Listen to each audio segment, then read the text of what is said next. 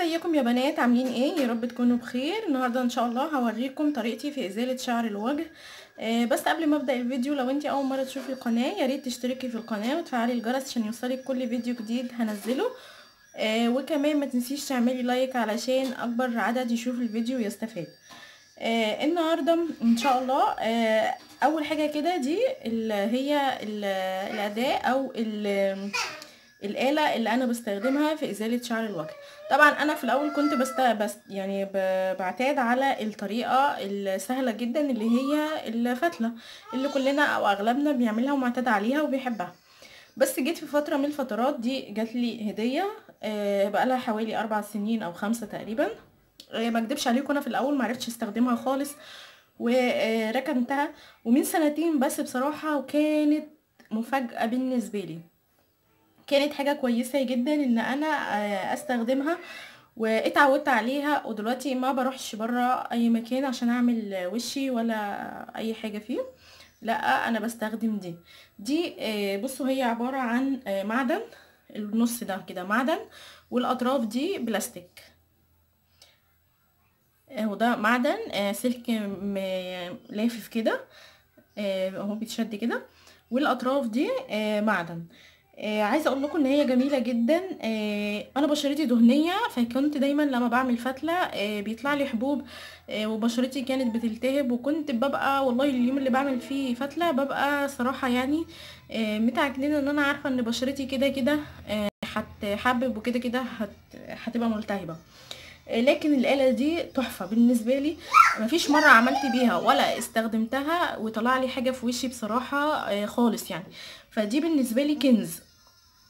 دي انا بصراحة كمان هي كانت جاية لي هدية من بره، فما لقيتش منها هنا، بس لقيتها على بعض المواقع اللي هي بتبيع اللي بتشتري منها الحاجات اونلاين. لقيتها وسعرها مش غالي قوي يعني. بس عن تجربة، بلاش تسيبي وشك لما الشعرة فيه تطول، لا خليه مثلا كل اسبوعين تقريبا. يعني انا من كتر ما اتعودت عليها اقف على المراية كل اسبوعين، وساعات وانا قاعدة بشوف اكله، بشوف وصفه، بشوف حاجه قدام التلفزيون بشتغل بيها على طول. هي سهله جدا. بصوا طريقتها. هي بتتنى كده وبتتحط على البشره وبتلفي كده. اللف ده بيحرك الاجزاء دي، بتتحرك مع اللف، سواء تلفيها على بره او على جوه. انا بحب الفها على جوه عشان اتعودت على كده يعني. وكل ده بيتشال زيه زي الفتله بالظبط. هي مؤلمه زيها زي الفتله، بس انا اتعودت عليها خلاص، فبقيت بشتغل بيها على طول.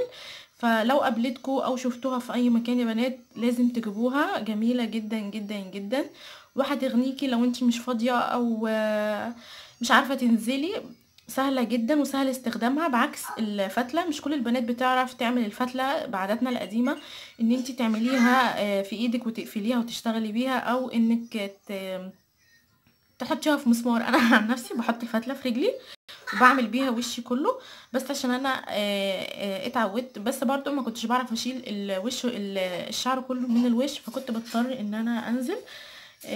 انا مش هقولك برضو كل شهر استخدميها، لا، ولا كل اسبوع ولا كل 5 ايام عشان الشعر يكون قصير.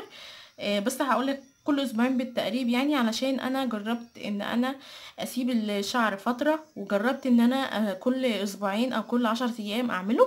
لقيت ان اللي هو الشعر طول ما هو قصير ما بيبقاش مؤلم زي الشعر الطويل. ولو انت من النوع اللي بشرتك حساسه زي بشرتي، لو انت في الصيف، لان احنا عارفين ان اكتر فتره بيطلع فيها الحبوب في البشره فتره الصيف بالذات، عندك ممكن تمشي تلجة على بشرتك قبل ما تعملي الفتله، او تستخدمي ايا كان طريقتك في ازاله شعر الوجه. في كمان طريقه معجون الاسنان، بس انا ما جربتهاش، انك تحطيه وتسيبيه 10 دقايق على الوش وبعد كده تغسلي وشك وتبداي ان انت تعملي. لكن انا ما جربتهاش بصراحه. انا جربت موضوع التلج، جميله جدا برضو، مش وحشه. وده كان الفيديو النهارده، ودي الآلة بتاعتي او الأداة اللي انا بستخدمها في ازالة شعر الوجه.